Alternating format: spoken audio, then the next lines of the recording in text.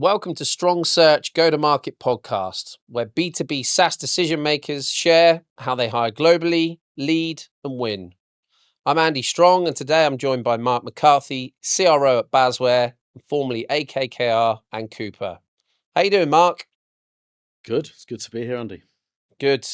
You've been on a whirlwind adventure. Bit of a world tour at the moment. Yeah. So we're here in London, right? I think so. Yeah. Paris, Sydney, Helsinki, San Fran, since I was last home. Wow. So Full on. yeah. Well, I'm glad you can make it. Coffee's keeping me going. Yeah. Thank you for joining us. Mark and I first worked together building top performing global go-to-market teams 10 years ago in our previous companies. So it's been a lot of fun. Yeah. And it's been rewarding to bring great people together.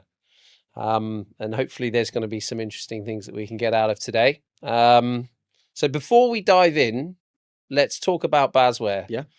A lot of people still think it's a legacy P2P player. You've been leading a real shift in momentum. What's changed and how have you approached rebuilding the sales org globally? Yeah, it's a big topic. I mean, Basware is a company I've known for the last 30 years. So as long as my career. Wow. Basware is a 40-year-old company. So it's a company with a real history and a real legacy. But I got involved in Basware 3 years ago when I was with the private equity firm AkKKR. Yep. It was actually my first day with AKKR when they told me they were about to buy Basware. Really? And it was a take private from the Helsinki Stock Exchange. And I'd known them for a long time. I'd competed with them. I'd partnered with them. Yep. I knew a lot of people that had been through Basware over the years.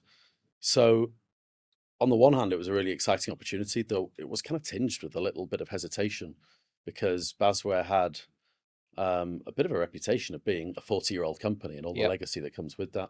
Yep. But the opportunity to transform that has just been it's just been an outstanding opportunity. And the investment thesis that AkKKR had, which was about taking this company, which has got a very strong legacy in terms of its customers, very strong product, market-leading product, a company that really invented the space we're in. We invented the electronic invoice, we invented accounts payable automation. Yep. But it maybe lost its way a little bit over the years in terms of go-to-market. Yep. Taking that company and doing a big go-to-market transformation, and then simplifying the business and getting it really focused on what it's been good at over the years, and trying to remove some of the distractions has been a phenomenal journey, and it's been a phenomenal success. To what degree? Like how? Like there have been records that have been broken quarter on quarter for the last 2 years now. Yep. Can you share a bit more detail around what that looks like for the benefit of people that, bearing in mind this company's been around for 40 years? Yeah, absolutely. Nearly as long as me and you. Yeah, I think you're being generous. I had to do a bit of math then, I thought. Yeah. Look, 3 years ago, this was a company that revenues were flat, profit was plus or minus, profitable, loss-making, a few percentage points either side every year. This is a company that's now firmly growing at best-in-class SaaS rates. Every quarter is a record-breaking quarter, give or take. We're really pushing the boundaries. We're doing larger and larger projects. A big part of the go-to-market transformation has been really focusing on the outcomes we're delivering for our customers. Yep. Rather than selling software, we're selling transformation, we're selling outcomes, we're selling solutions that really make a big impact for our customers. And with that comes a bigger price ticket, a bigger opportunity. More value as well. Yeah. Lots more value for our customers, but in terms of that's what I mean. In terms of our own business as well, really building the value in the organization. So it's been a rewarding journey. We keep reminding ourselves that we're only just getting started. There's still a long way to go. Yeah, but it's going very, very well. Good. When hiring go-to-market leaders globally, who fails and who thrives? Yeah, that's a good question. I mean, you mentioned, some of my previous career. I think the one that you didn't mention is, fairly recently in my career, I spent some time working in SAP. Yep. And working in a large ERP company like that, you tend to see a really wide range of sales leaders. working together, and you get to see what works and what doesn't work. Yeah. You get to see leaders. Which one do you learn more from? The people that get it right or the people that get it wrong? I've definitely learned from both, actually, but I can think of probably 3 or 4 role models over my 30-year career who have been people who have really got it right, and I wanted to model. Yeah. And I can probably think of 30 or 40 who've been an absolute disaster. Yeah. But without sounding too cliche, for me, I think the ones that really succeed and fly are the ones that recognize that this is about people. Yeah. And it's a people business, and it's about culture, and it's about creating an environment where people, they want to be there, they want to spend their time, they see their work colleagues as friends. Yep. They collaborate and want to collaborate with colleagues. So it's the sales leaders who create that kind of an environment. Yeah. I always think about sales. Some salespeople and sales leaders see sales as a science, and some people see it as an art.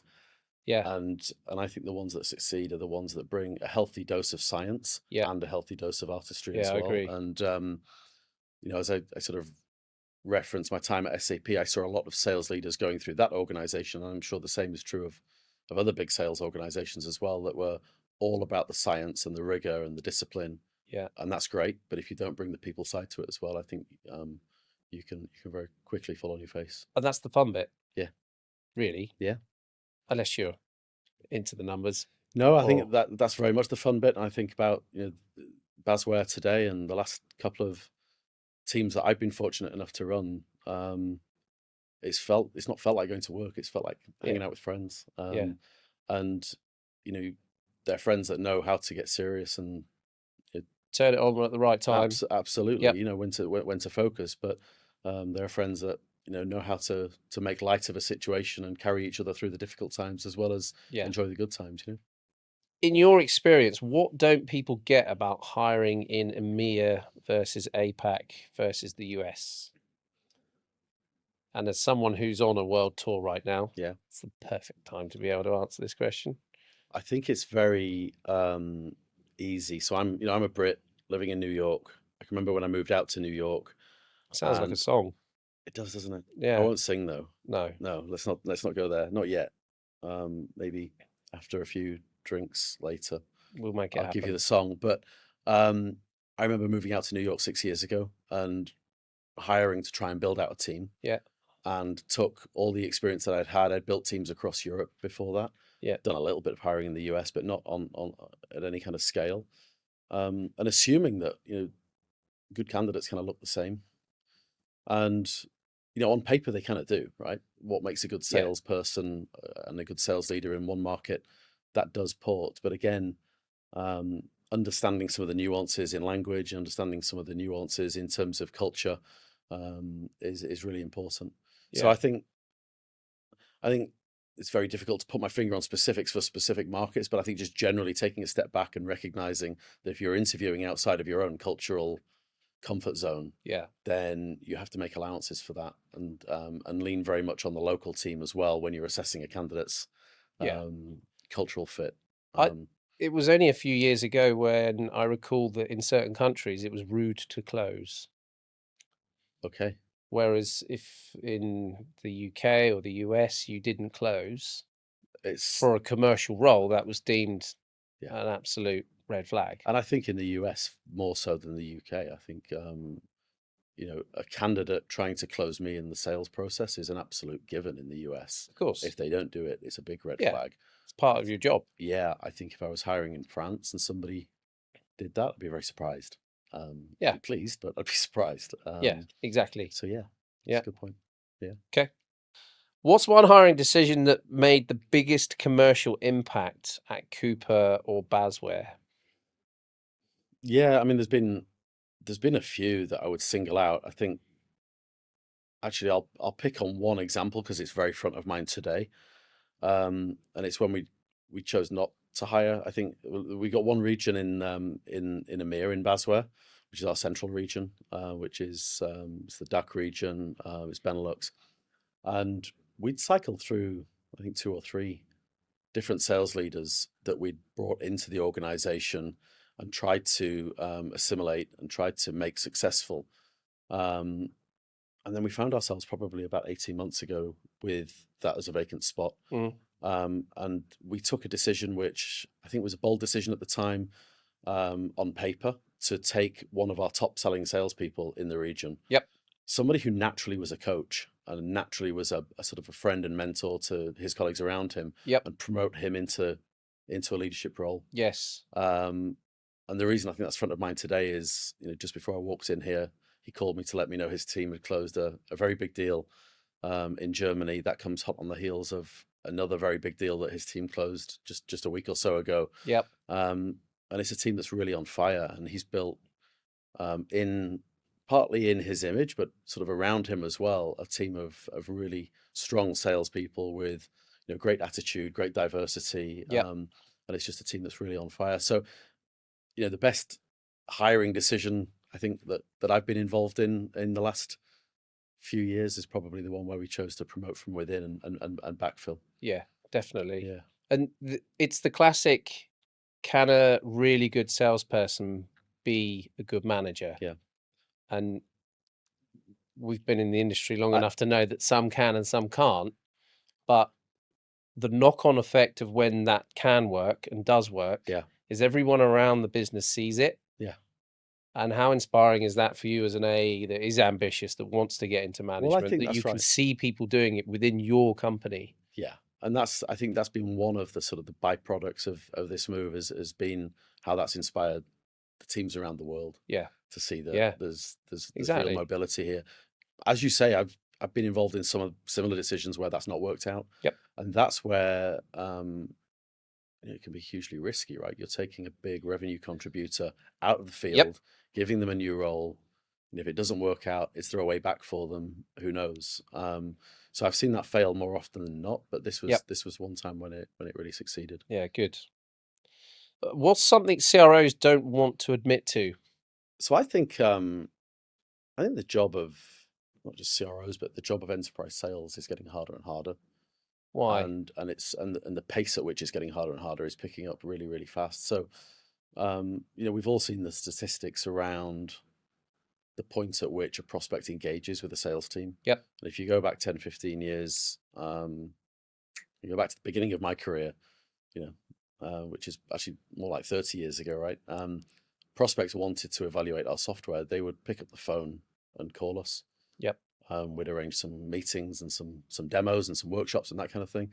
I'll really age myself now. Actually, I remember one of the first big leads that I ever got in sales was via a fax machine. Okay. But that was the first touch. Now, I think the first touch with sales comes when a prospect is 70 or 80% of the way through the sales cycle. Right. So they've engaged a lot with online content.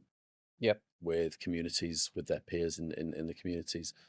So the ability for sales to really influence somebody's thinking is very limited or is much more limited, I will say. Yeah. And I think that's a challenge that the best sales teams are getting their heads around that and figuring out strategies to influence and get engaged earlier. Yep.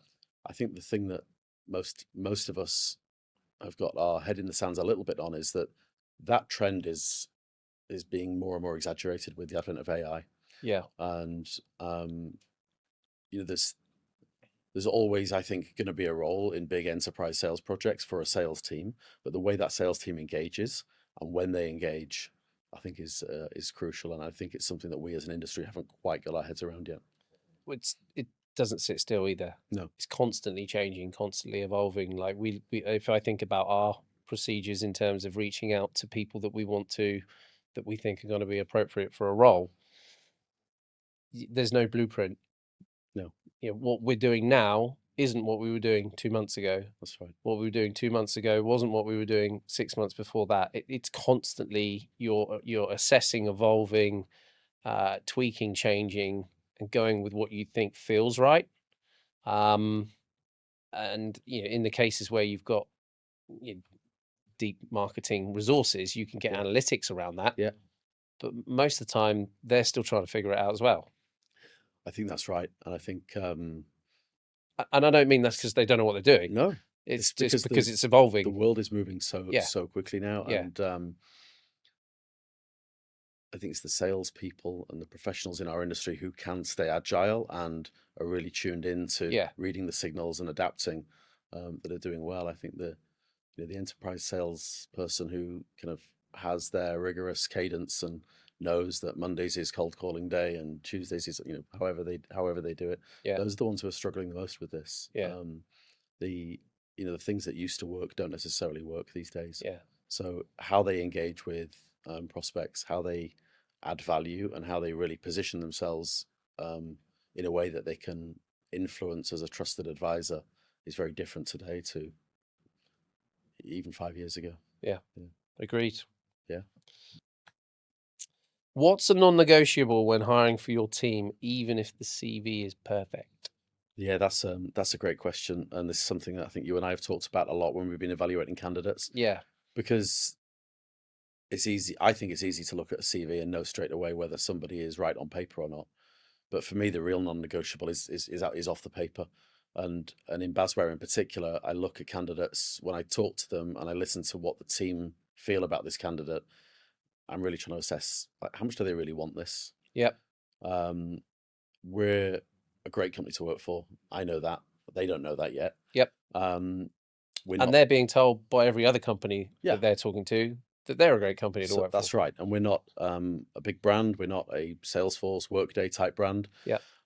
So I'm looking for people who really get what we're about. They've done their research. They've done their homework. They want to work for us.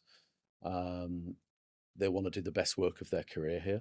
They see this as the biggest role that they've ever had, not somebody who's, and we get a lot of this. I get a lot of this. I get contacted all the time by former colleagues who have had big jobs in previous employers alongside me, who say, I actually got this week, a LinkedIn message from a former colleague saying, if Basware wanted to hire me, I might consider it. And that was his, and so this kind of attitude that there are, bigger and better things out there. There may well be, but I want people on our team who really want to be in the fight and do the best work of their career here. Who want to be part of a really strong team, who want to lean into that team. I know I can always tell on day one, which is arguably too late, but I can always tell on day one if somebody's going to fit in or not. If they bring a humility and a willingness to learn and lean in and be part of a team, as opposed to bringing a kind of a know-it-all, I've been there, done it, and I can teach you a thing or two kind of attitude. But that's really what I'm trying to assess is how much hunger's this person got? This is hard, right? This is a hard market to sell in. It's a hard industry to sell in. That makes it rewarding for me.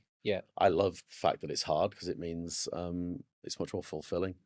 And we're building something exciting. And I can tell you, when the guy in Germany that I mentioned earlier closed that big deal today, the whole company celebrates. That's cool. I know when I worked in SAP, I closed deals that were maybe 10 times the size of the deal that we closed today. And there wasn't even a ripple in the water. So I'm looking for people who want to be part of building something that's quite small today, not tiny, but quite small, and turning it into something that's really, really something special. Cool. I remember there was one person, like we together hired over 110 people into Coupa. There was one guy that only one that didn't make it through boot camp.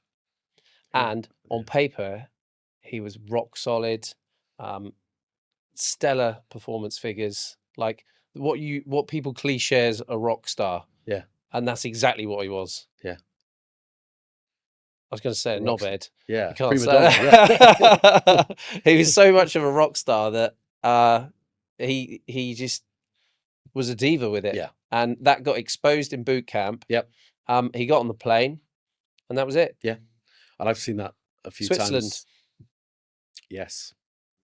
Okay.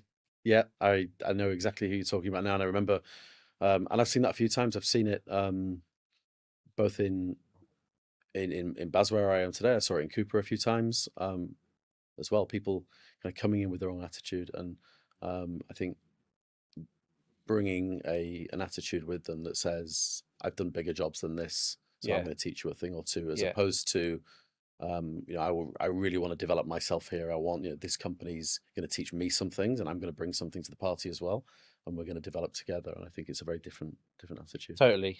And the environment that creates for everyone. Within that. We did replace that guy, by the way, just for the record, for free. Let me ask you though, I know you're supposed to be asking the questions, but how do we screen for that? How do we do a better job of screening for that other than the gut feel of an interview? Yeah. Well, interview is where you get your feel. You should be taking references that can give indication around that.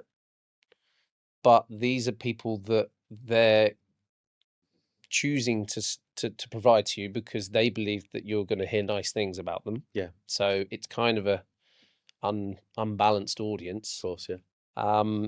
It's no secret that in the industry there's back channeling that goes on. And there are mixed views about whether that's right or wrong. But those provide whilst if done badly, they can expose somebody, and that's an absolute no-no. Yeah. There are people that have done it whereby it's been done in the right way, that's been able to then expose in a level playing field around whether this person is a diva, or curious, and ultimately how they fitted into the previous companies that they've worked at. Yeah. So that gives some flavor, but it's a bit of a kind of a taboo subject as to whether that should or shouldn't be done. Yeah. But everyone knows it goes on. Yeah. Interesting. But it's difficult. It's difficult. The main thing is, though, to your point, you've said that, but day one, Yeah. And if you know, then okay, day one's probably a bit early to be making a judgment going, sorry, made a mistake. Yeah. But you kind of then monitor very, very quickly and early on to make sure that to try, because maybe you've just misinterpreted. So I did have a case like this where I did spot on day one that somebody was kind of exhibiting this kind of behavior. And I think my view is at that point, I owe it to them, we owe it to them to invest in a little bit of coaching around it rather than just say, no, this isn't going to work. So in this particular case, or to challenge whether you're right or not. Yeah. Because you might have caught them on a bad day or. Yeah. But in this particular case, I called the individual up and had a very direct conversation. It's like, this is what I'm seeing. This is what I'm hearing. This is my experience is that this is not going to lead you to where you want to be. Yep. And are you open to working with me? Yeah. To make sure that you get the most out of this role.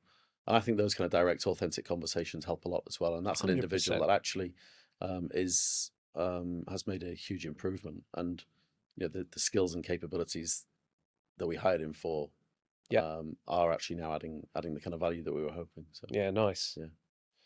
Open dialogue. Yeah. Transparency. All cultural traits. Yep. It feels like there's been a lot of coaching and leadership going on behind the scenes at Basware. And there's an example of it. How intentional has that been? Yeah, I mean, it's very intentional. It's been patchy, I think, over the last sort of 3 years since the Excel KKR investment. I think there's been a lot of change. There's been periods of intense change, rapid growth where we're trying to get a lot done. In the sales organization, we took a step back earlier this year, around about April, and decided to start investing in some much more intentional leadership coaching, leadership training. Yep. And really focusing in on the people and the first line sales leadership to make sure that they were equipped to do the kind of coaching with the sales team that we know is going to bring the best out in them. So, and I think there come 2 great big deals in Germany with the new manager, with the new hires who are that haven't been in the industry for 20 years. Yeah. And this is the proof in the pudding, right? Yeah, and I think that's absolutely right. And I think when you think about the kind of coaching that we're doing, there's the kind of people development side of coaching, but the other thing that we've kind of invested in and put huge importance on in Basware is how we coach around sales execution, deal execution. Okay. And we built a framework that gives our first line sales leaders a structure to coach to. Yep. So the account executives know the questions that are going to be front of mind for the first line sales leadership. Yep. It becomes less of a kind of a gut feel kind of. Well, this is the science. This is the science, right? Yeah. It's less of an art, more of a science. Yeah. The artistry, I think, comes when you're in front of the customer and Yep. you're thinking about creative ways to tell a story or Yep. or show a demo or to make a proposal. Which is the personal bit. Which is the personal bit. Yeah. But the science really comes then when you're thinking about what's the strategy to win this deal. Yeah. What's the strategy to differentiate Basware? What's the strategy to build influence or gain insight into the sales cycle as well? So we've given our managers some real tools around that. Yep. And that's something that we're pushing out pretty assertively across the business now. That's made a big impact, I think. Yeah, cool. How do you spot a future go-to-market leader before their title says they are? Yeah, that's a really nice question. I think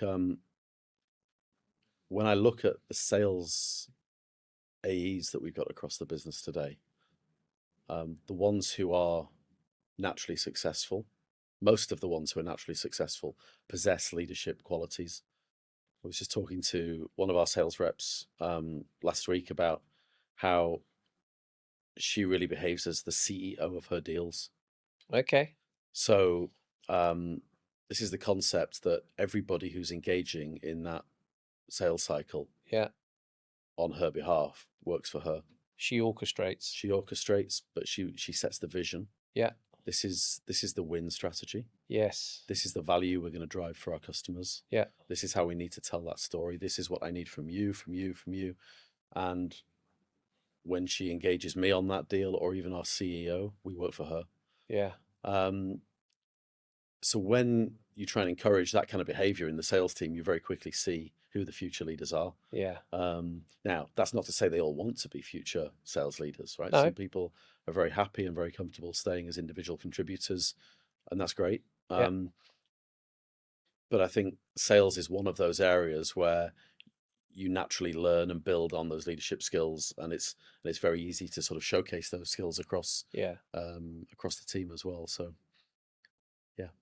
yeah, cool. So moving on to Coupa versus Basware. Yep. Both leaders in their own right, both super exciting companies. Yep. In their own ways. What did you carry over and what had to be unlearned? Yeah, two very different organizations. I think, I look at my time at Coupa, 7 years, I think 7 years-ish. Joined when the company was about 75 million in revenue, left when we were about 750 million. So a real rocket ship. That brought with it a ton of learning opportunities. Yeah. So for me personally, I learned a heck of a lot. I joined running part of the EMEA organization. Yeah. I went on to top performing region. Yeah, for several years. Went on to seed our operations in the Middle East, in South Africa, before they moved me over to New York as well. So I learned a heck of a lot. I think the biggest thing that I carried on in my career that I really learned the art of in Coupa was focusing much more on customer value, on outcomes. I think Coupa probably has been the best at that over the years, helping to shape a sales cycle around the outcome that the customer's striving for. Yep. And really selling the transformation that drives those outcomes rather than selling the software product that sits behind it. Yeah. That's something that I've definitely tried to bring to Basware. Basware is becoming very good at that as well. There's some very specific outcomes that we drive that are very attractive to CFOs. Yep. So that's been a big part of our transformation and our learning. And it's not just me bringing that, but that's something that we as a leadership team have said that we really want to focus on. We made it one of the company's core values was about driving customer value. Yeah. So that's definitely been one thing that I've carried forward that's been positive, as well as a load of personal learning about how to grow a company at pace. Yep. If I think about maybe the biggest thing that I've had to unlearn is Coupa as a company, as I say, growing at real pace with real success. And particularly during COVID, if you looked at our stock price, it just went through the roof. It was wild, wild times. And I think with that... Was it chaotic? Actually, I wouldn't say it was chaotic. I think our leadership did a really good job of organizing us and ensuring that it was pretty well disciplined. Yeah. I think the biggest negative that came with that was, at the time, I think I called it swagger, but I've heard it replayed to me as arrogance. I think the Coupa sales team maybe at times fell into this level of kind of swagger that had a tendency to rub customers up the wrong way. We had, at the time, the best procurement tool in the marketplace at a time where everybody was looking to control spend. Yeah. And it was a really hot market. And I think we let that go to our heads. And I think that's something coming into Basware as part of the Excel KKR team. My initial take was, this is a company with a phenomenal product and a phenomenal customer base. We just need to give this sales team some more swagger and make them believe in themselves a bit more. Yeah. I think one of the things I've learned in my 3 years at Basware is actually, we don't want to go all the way to where Coupa was. Keep it authentic. Yeah. Yeah. The humility that comes with Basware is actually a superpower. Yes. And, it's a Finnish headquartered company. We were founded in Finland. There's a real humility there. And I think being able to tap into that as our superpower plays very well to a finance audience. Yeah, nice. And I think being very humble, but very values focused and grounded in the value that we're going to drive for the customer really plays well to a finance audience anyway. Yeah. So realizing that, what worked at Coupa doesn't necessarily work at Basware has been a huge learning for me as well. Yeah, 100%. 100%. I remember speaking to some people that there was a sort of mild flurry of, I think, 4 or 5 people that had come over to Basware from Coupa, and there was this concept of, does that mean they're getting the band back together? Is this Coupa 2.0? And it's like, absolutely not. No. Yes, in that period there was a certain kind of flurry, but we're talking globally here, and at the time I think you'd hired like 30 or 40 people. Yeah. So, like, so. And I've heard that even internally, we did hire a bunch of people from Coupa. They happen to be really good people that I've worked with in the past. Sure.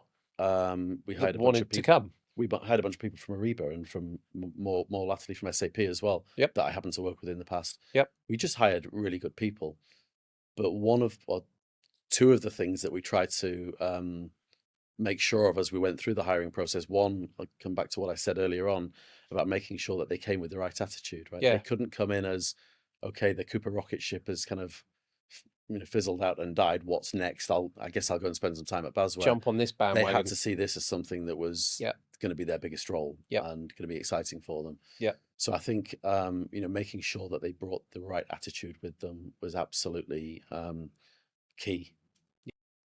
If you could whisper in your ear 5 years ago, what would you say? Sell. Sell. The stock market was pretty high 5 years ago. It was just... Sell everything and retire. That's got to be really helpful for every CRO out there. Yeah, that's thanks, Mark. That's CRO gold dust. Wisdom. Right? Don't get too greedy and hold on to your stock for too long. That's So when I think about where I was 5 years ago, I was with Coupa. I was running a couple of regions. Just landed in the US, been there for a couple of years actually at that point. And the mode that I was in was really just learning. I knew that ultimately I wanted to go on and be a CRO myself. Yep. So I just took every opportunity I could to learn. I was looking at what our sales leadership was doing, what they were doing well, what they were doing less well. Yeah. I was learning as much as I could from our CEO at the time about just general sort of executive leadership. And I think pretty good leader to learn from. Very, very, very much so. A strong leader, strong values, very clear operating model, very clear vision, clearly articulated. So, he can dance better than you as well. He was what? He can dance better than you as well. We'll see about that. We'll see about that. Okay. You're still learning. He could dance better than me. But yeah, so for me, 5 years ago, it was all about learning. And so I'm not sure that I'd necessarily give myself any advice 5 years ago. But I look back at what I was doing, both consciously and subconsciously, and I think it set me on a very good course for where I am today. I know what I was going to say to whisper in your ear 5 years ago. What was that? Please don't throw my sunglasses in the barbecue. Please don't throw my sunglasses in the sun pit. Fire pit. Please don't throw my sunglasses in the fire pit. I don't know how that happened, and I apologise, but I know you're not going to let it go, are you? And I'm convinced that the sunglasses that I bought you the next day were way more expensive than the ones that I accidentally dropped in the fire pit the night before. Accidentally dropped. Well, it was a comedy moment. They weren't personalised. Was that 5 years ago? It probably was 5 years ago, wasn't it? It might have been a bit slightly longer. A bit longer than that ago. But yeah, that was probably go down as one of... Still got them. Yeah, the ones you got me, obviously. Yeah. Because I'm careful and look after things. Well, clearly not. But yeah, maybe that would be a lesson that I would have taken 5 years ago, is maybe don't do stupid things in search of a cheap laugh. And you'd have ignored yourself and done it anyway. But it was a good night. It was. Yeah. Yeah. Who's not cut out for first in region roles? That's a good question. So I think the first in region role is very different to a mature region. Yep. And I've made that mistake a few times, and I've also got it right a few times. What's been the difference? So I think first in region, you're not necessarily looking for the classic sales profile. When I think about when we started Coupa down in South Africa, I think people thought I was crazy when we hired somebody who had never sold anything in his career. He was a career Accenture consultant. Yep. He knew domain. Yep. He had a network. He was very credible. He could consult, and he was very open to collaboration. So there was a guy that I knew could open doors, have credible conversations, and knew when to call the mothership for help. And when you think that, the nearest colleague that he had was thousands of miles away, we had to be really judicious about sending people down there to support him. Yeah. But we were phenomenally successful. When I compare and contrast that experience, hiring one guy in South Africa happened to coincide with the company hiring about 20 people in Japan to do the same. And I think by the end of the first year, my guy in South Africa had closed 4 deals. He went on to close another 5 or 6 the following year, way ahead of any expectations we had, by doing exactly what I just said, and leaning on the team around him, but carrying us much further forward himself. He was very successful. And then on the back of that, we were able to build up a sales team, firstly bringing in a solution consultant, then bringing in some business development people, and then starting to hire more classic sales reps. Yes. So I think that's one place where we did it very, very well. And I always now look at that first in region role as much more of an all-rounder that we're looking for, rather than a star batsman or star bowler. Yep. You've worked with many search firms throughout your career, especially at AKKR. What's made Strong Search different? So we've worked together for many years. I think you mentioned actually 10 years ago. Yeah. I think the way that we work with Strong Search is very different to the way that I've seen relationships happen with other recruiters. By comparison, I think we get very few resumes from you, but they're always pretty much on the money. Right. I don't think you've ever wasted my time or my team's time. That's not to say that they're always the perfect fit, but the time that you guys take to invest in getting to know us and what we're looking for, and how that might differ from one region to another, from one hiring manager to another, really pays dividends, because I think we get a very precise list. I remember when I first walked into Coupa, you were already engaged with the team at Coupa. Yes. I didn't know you.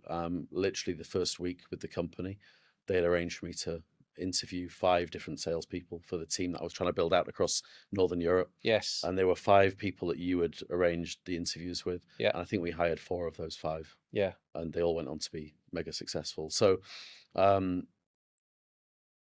really the time that you and your team take to get to know us, and then to listen to the feedback that we give you, and use that to kind of refine the hiring profile, has made all the difference. That works both ways, though, because without that information, without you giving us that detail, we can't learn from it. Yeah. So that's why it needs to be a collaboration. That's why it needs to be a partnership for it to truly work. Do you think any decent CRO or sales leader or SaaS founder worth their salt deserves one good recruitment company that they can trust? I think it's important. I think there might be some global differences, but I think generally, we've stretched you around the globe and you've been very successful. I personally prefer to have one. I think, as I say, it's all about the time that we invest together. Yeah. One of the things I like about working with you and your team is I've never felt that you've been trying to sell me a candidate. Yes. And I recognize that you only get paid when we hire somebody. Yes. And they've got to stay. I've had a couple of situations where you've talked me out of candidates. Yeah. Or you've told me the reasons why you thought my team have got it wrong when they wanted to hire somebody. Yeah. And that's appreciated. I think we see you as a hiring partner, more than just a recruitment agent, and I think that's important. So yeah, I think for me, having you as an extension of our team, making sure that my colleagues and my team treat you as an extension of the team, they give you the respect and the time and the feedback that you guys deserve after the effort that you put in.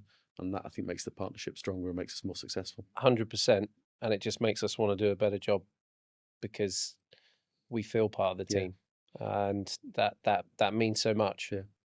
So what that comes across to candidates as well. I think so. They realize that you know us. And when we're talking to people and we're passionate about who you are, what you're doing, that comes across. It's an extension of your organization, and that's how we want to be. That's why it works. And it takes time, but that time is invested mutually, and then the rewards are shared. What could somebody in my position do better to make you guys more successful? Like, we're trying to hire good people at pace. Yeah. What are the things that we do that really frustrate you and stop you from bringing us the right candidates and moving candidates through the process? Well, we've invested time collectively over the last month, I think, in alignment, which I think has been a real turning point.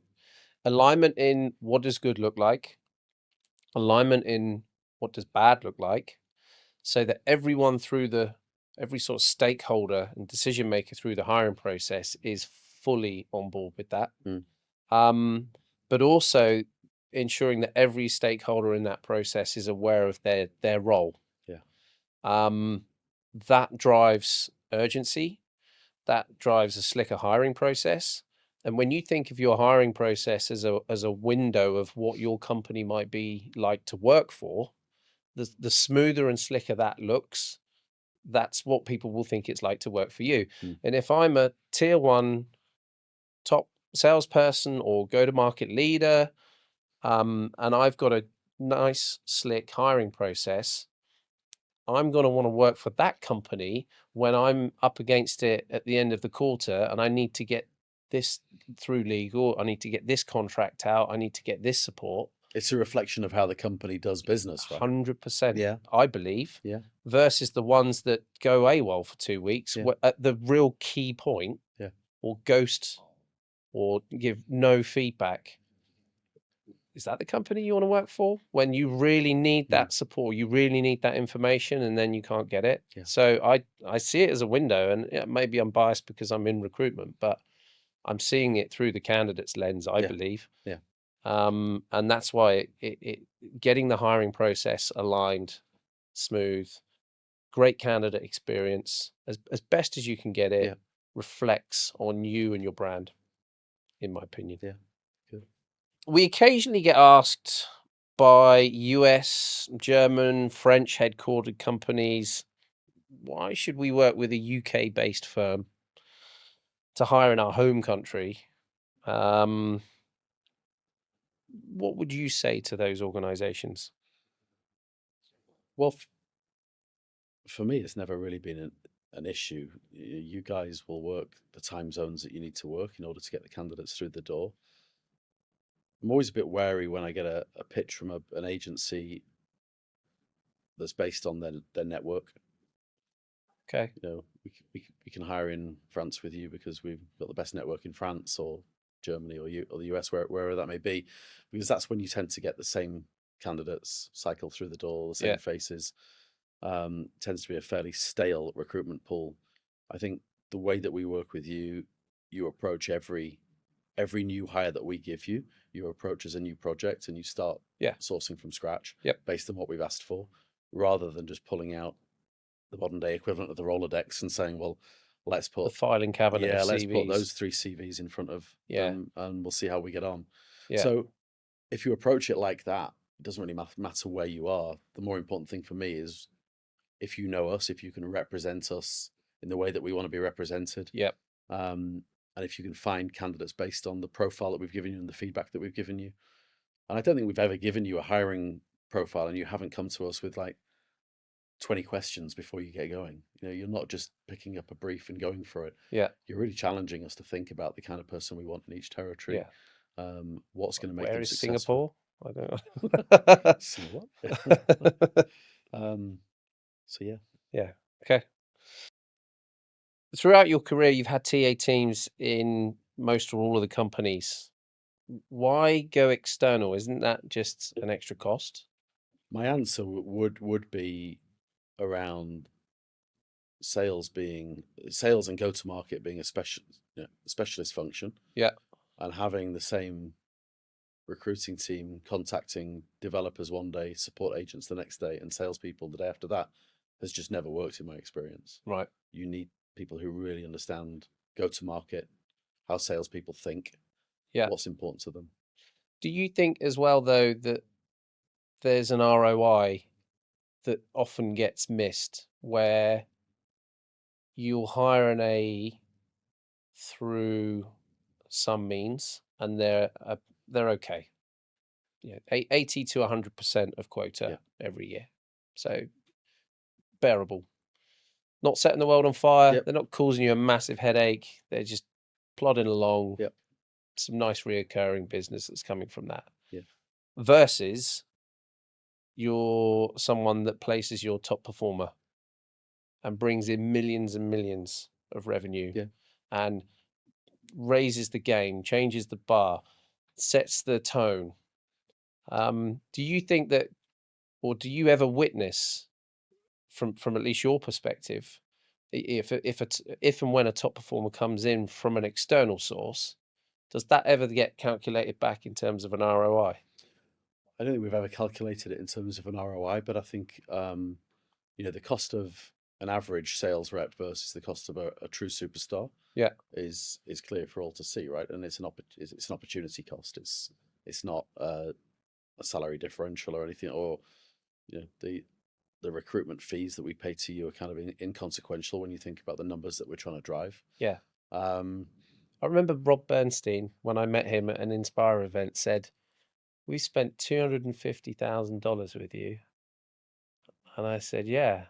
And I've placed your top global salespeople for the last 6 years. Yeah. And everyone that we've placed has stayed." Yeah. He said, "I love that." Good answer. Good answer. And I think the ROI speaks for itself. And I think, do we hire candidates that have come through internal recommendations and referrals? Yeah, we do. Of course we do. Yeah. And so you should. But again, if we want to bring diversity into the organization, if we want to bring a fresh perspective, if we want to bring people in who are going to challenge us and push us, then I think it's important for us to look outside of the current gene pool. Yep. And because it's moving all the time. Yeah. So I think it's having an agency like Strong Search that's focused on our market, that's focused on this profession, that can really guide us through that has been a real key ingredient in the success that I've seen both in Basware and prior to that in Coupa as well. Yeah. Cool. So looking ahead, what excites you most about Basware's next move? I think there's a lot to be excited about at the moment. I think about some of the planning we're doing for 2026 and some of the moves that we're already making in 2025.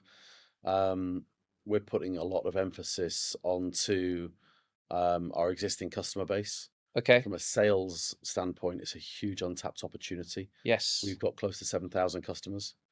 Yeah. Including many of the world's biggest brands. None of them use everything that we've produced. Yep. In fact, most of them use 2 or 3 out of maybe 10, 15 different capabilities that Basware's got to offer. Yep. So we've got a big focus on selling to the installed base. Yep. That we're launching right now, which I think creates an enormous amount of opportunity for our sales teams. when I look at our new logo business as well, we are doing more and more very large projects. And we're doing that really by working with the world's biggest systems integrators, companies like Accenture, like Deloitte, like KPMG. Yep. And we're making that part of our go-to-market motion, building out those partnerships, and inserting ourselves into big ERP modernization programs that have got tens or even hundreds of millions of dollars attached to those projects. Making Basware a part of that story is opening up a whole world of new opportunities for us. So when I think about growth over the next 12 months and the opportunity that we've got, both from a new logo perspective and an install base perspective, it's huge.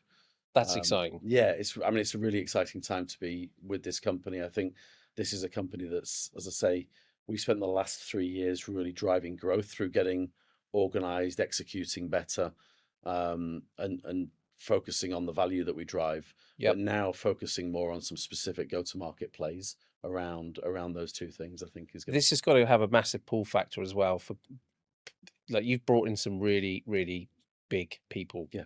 This has to be part of the reason. Yeah, very much so. We brought in some leaders with some real significant experience.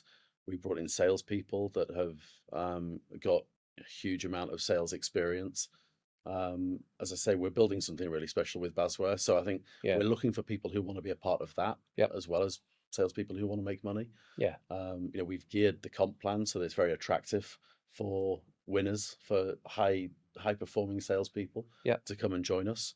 But I think alongside that is, as I say, the opportunity to be part of building something special. Yeah. Off the back of value and ROI. Yeah. So everyone's winning. Yeah. Nice. I like it. What is your view on how AI will change the procure-tech, AP, FinTech world as a whole? It's a huge topic right now. So there's a couple of things, I think. And the reality is, does anyone know? Yeah, I think the reality is nobody knows, right? Yeah. We're all kind of gazing into the future. But the scary thing for me is how quickly that future's coming upon us. When I think back to Basware 2 or 3 years ago, we were actually using AI. We just didn't call it that. Yes. Right? Was it machine learning? Well, it was kind of machine learning plus, right? Okay. And then a more kind of concerted strategy around AI over the last few years, which has really snowballed in the last year. Yeah. And some of the work that we're doing now around agents in the AP process and the procurement It's process. native AI as well. Yeah, which is really, really exciting. The pace at which our customers are adopting that is what's really surprising. Cool. And then there's kind of the flip side of that coin as well, which is when we're in the market and we're selling to potential new customers, they all want to ask us about AI. What's your AI strategy? Yeah. How can you help us move forward? What's really interesting is then you get into contracting with them, and they've usually got lawyers who are very cautious when it comes to contracting for anything around AI. So we find ourselves with a business, the business people in the prospect who are really eager to get their hands on these new capabilities. Yep. We've got kind of CFOs who are prepared to fund these projects, and we've got lawyers who are saying, "Oh, hold on a second, we need to understand the implications of this." So that to me is just an indication of how much the world is still learning about this. Yeah. And I think that's going to be the thing that limits adoption. Really, is the appetite for pushing the boundaries of risk. Yeah. A little bit. So you're blaming the lawyers? Yeah, always blame the lawyers. Yeah. Okay. Yeah, I'm definitely coming back as a lawyer. Not my own lawyer if Sam's listening to this, but the other lawyers, all of the other lawyers. But yeah. Yeah. No one. I mean, it is crazy. But equally, you've got to ride with it. Yeah. Like, this wave is here, and you either jump on your board and go with it, or drown.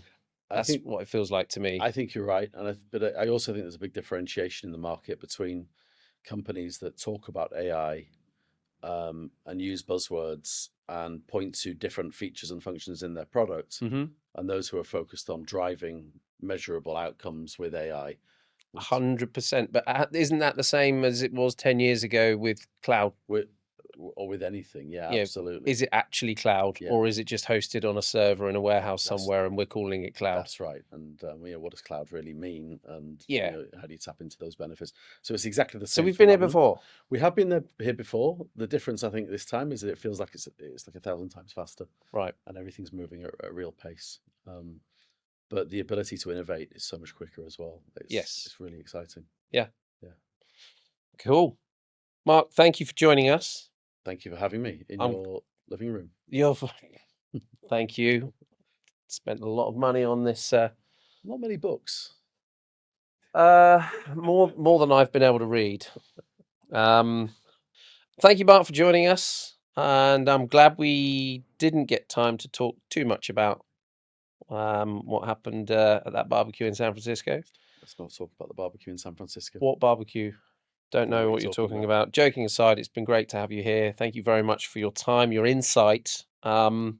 It's clearly been a record-breaking time for Basware, but more exciting things ahead. And we wish you and the team every success for that. Thank you. Thanks for having me. Thanks for listening to the Strong Search Go-to-Market podcast. If you're building a B2B SaaS go-to-market team, follow Strong Search, subscribe, and you can find more conversations like this.